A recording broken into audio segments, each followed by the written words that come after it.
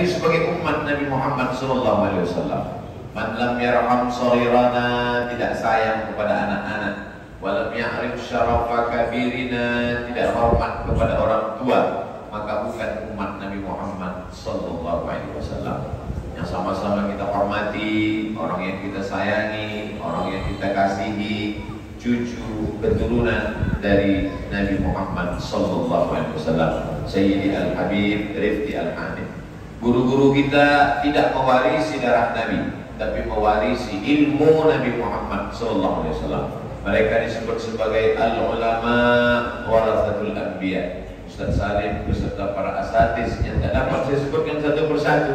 Imam kita, khatib kita, bilal kita, guru mengaji kita, semuanya hadirin hadirat, muslimin muslimat, man shalla subha fi jama'atin, siapa yang sholat subuh berjamaah, faka'annama shallal laila kullah, dapat pahala seperti sholat sepanjang malam. Semua yang hadir malam ini seperti sholat sepanjang malam. Man shalla subha fi jama'atin, siapa yang sholat subuh berjamaah, kana fi dhimmatillah, maka dia di dalam tanggungan Allah, pemeliharaan Allah, tanggung jawab Allah. Insya Allah dari mulai subuh sampai petang sampai malam nanti kita senantiasa dalam tanggungan tanggung jawab Allah Subhanahu wa Ta'ala. Amin ya Rabbal alamin. Saya dengan Habib Rifki Al-Hamid hampir bisa dikatakan penuh dengan perbedaan. Saya pakai peci, beliau pakai sorban. Saya pecinya merah, beliau topinya putih. Walaupun tidak di batu merah, peci saya tetap merah. Saya pakai kain sarung, beliau pakai jubah. Saya kurang mancung, beliau lebih mancung. Saya minumnya teh manis, beliau minum kopi. Tapi ada titik-titik yang menyatukan kami, yaitu dalam satu titik, la ilaha illallah Muhammadur Rasulullah. Itulah mengapa sebelum keluar dari Masjid Batu Merah, semua orang yang sholat di Masjid Batu Merah sebelum dia keluar, maka di dalam hatinya ditanamkan, keluar dia dari pintu sebelah kanan, la ilaha illallah. Keluar dia dari pintu kiri, Muhammadur Rasulullah. Keluar dia dari pintu tengah, inna dina indallahil Islam. Ini bukan sembarangan memilih kaligrafi. Ini menunjukkan bahwa siapapun kita, keluar kita bertetangga dengan siapapun, sahabat, satu bangsa, satu negara, satu kantor, berjiran, tapi di dalam hati kita ingin mati dalam keadaan la ilaha illallah Muhammadur Rasulullah. Jangan bangga dengan masjid yang besar, karena ada di suatu tempat di dunia ini masjidnya megah mewah, disebut dengan Masjid Al-Hamra. Hamra diambil dari kata ahmar, ahmar artinya merah, hamra masjid merah, karena memang terbuat dari batu granit yang merah termahal pada zaman itu. Tapi hari ini tertulis di dalam masjid itu, forbidden for praying, tidak boleh sholat, karena dia sudah dijadikan sebagai cagar budaya, sebagai museum. Padahal dulu di sana lahir ulama-ulama besar.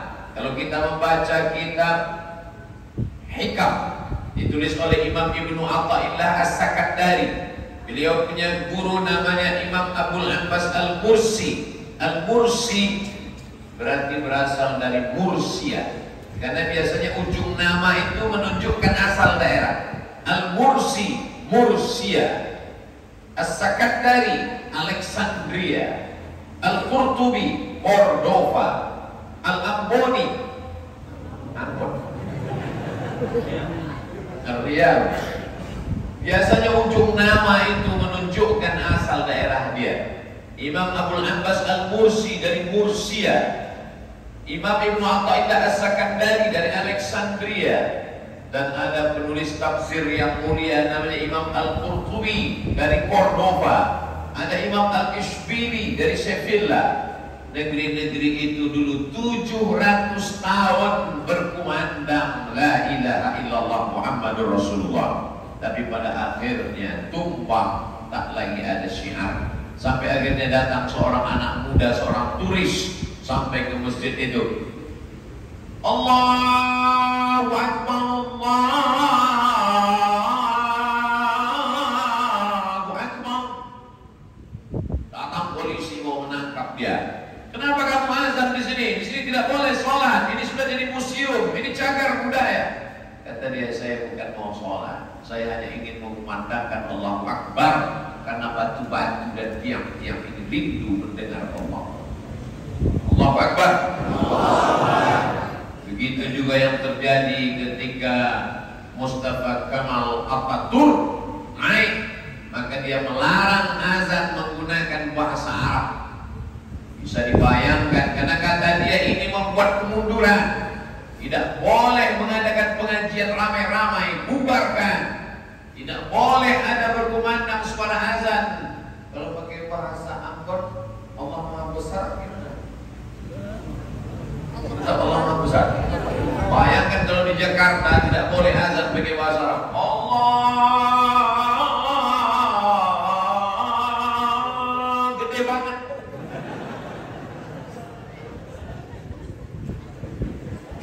Ulama kalau macam-macam tangkap, penjarakan. Tapi ada satu ulama yang Masya Allah tabarakallah, dia hanya mengajarkan Al-Quran. Dia ajarkan Al-Quran, bisa baca Quran, menghafal Quran, menghatamkan Al-Quran. Lalu setelah itu dia ajarkan zikir tarekat Naqsyabandiyah, la ilaha illallah, la ilaha illallah. Namanya Syekh Sulaiman Tunuhan. Dan hari ini apa yang terjadi? Pesantren tahfiz Quran terbesar, terbanyak di dunia, bukan dari Mesir, bukan dari Saudi Arabia, tapi dari negeri yang dulu pernah dikumandangkan azan berbahasa Arab, yang pernah orang dilarang untuk pengajian, dan negeri itu sekarang menebarkan sekolah-sekolah. Ini maknanya, jangan berbangga dengan masjid yang besar, jangan angkuh dan sombong dengan jumlah yang banyak. Hari berganti, musim berubah, zaman bisa saja berubah. Betul? Yang tidak berubah itu cuma satu, perasaan aku ke kamu. Kita tetap sama-sama merasa bahwa kita adalah pencinta Nabi Muhammad sallallahu alaihi wasallam.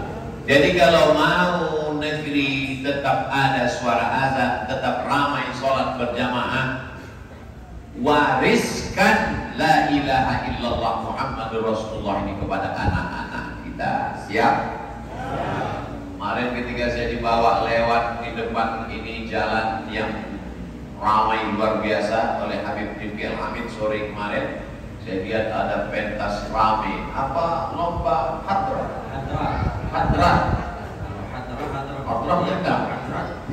Oh, Masya Allah, tabarakallah. Saya lihat anak-anak ini dalam rangka apa nih Habib? Maulidur Rasul sallallahu alaihi wasallam.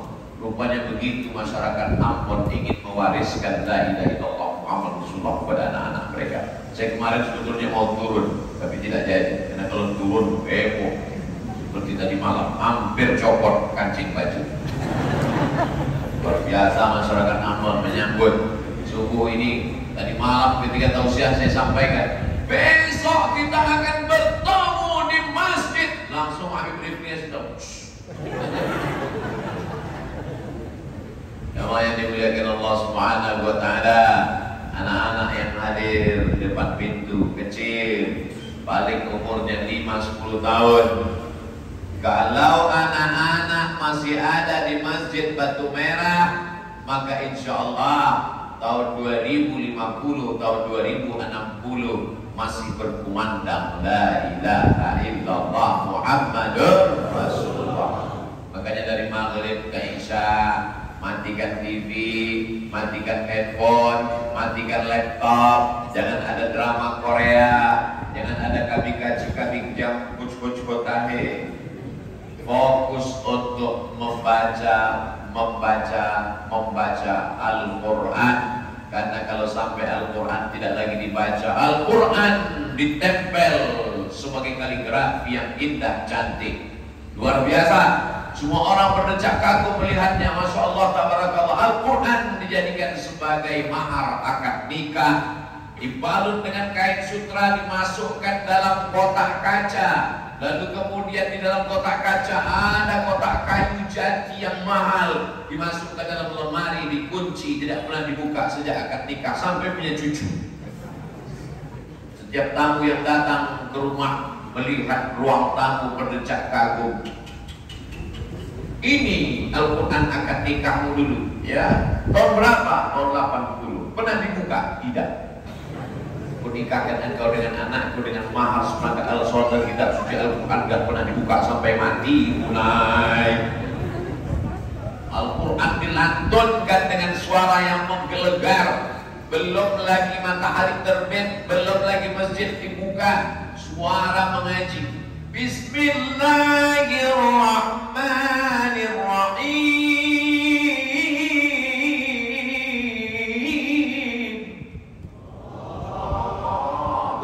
Sampai di masjid, rupanya flash disk.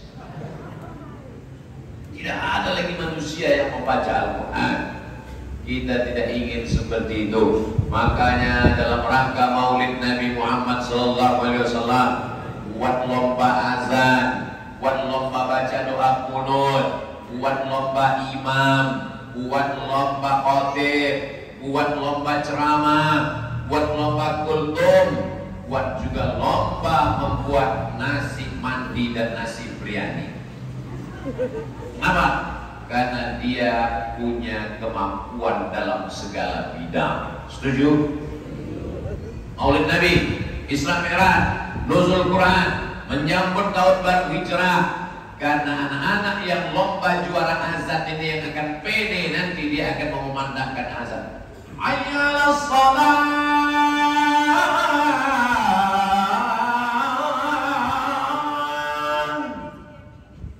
Bayangkan di suatu kota azannya, itulah muazzin zaman kakek kita dulu. Sampai sekarang gak ganti-ganti, pemain bertahan. Hayyalas shalah. Karena tidak ada kaderisasi anak muda. Dia yang azan, kita yang cemas. Ini sampai selesai atau tidak?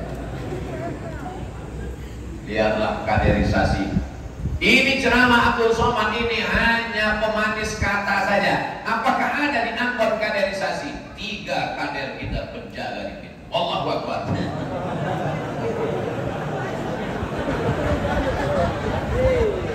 Subuh ini kita sedang menciptakan sejarah.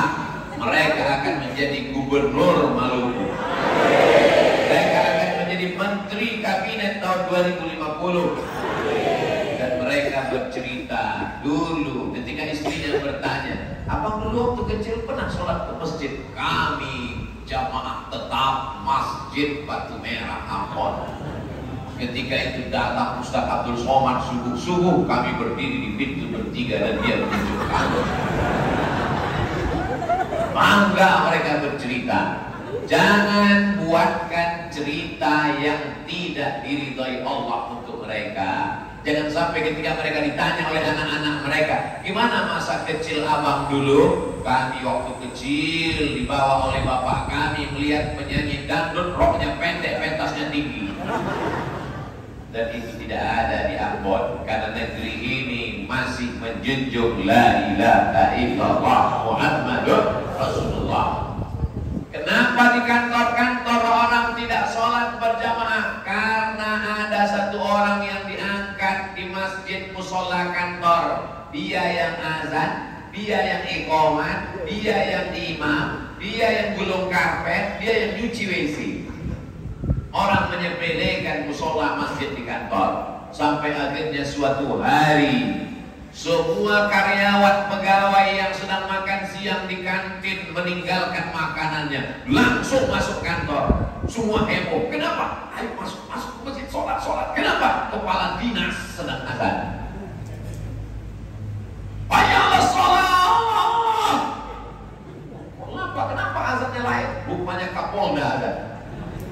sehingga semua Kapolres dan Kapolsek siap untuk mereka. Kenapa? Karena dia dulu juara satu lomba azan pada saat menyambut tahun baru hijrah Nabi Muhammad sallallahu alaihi wasallam. Siap mewariskan ini kepada anak-anak kita? Itulah mengapa tadi dibacakan maulid.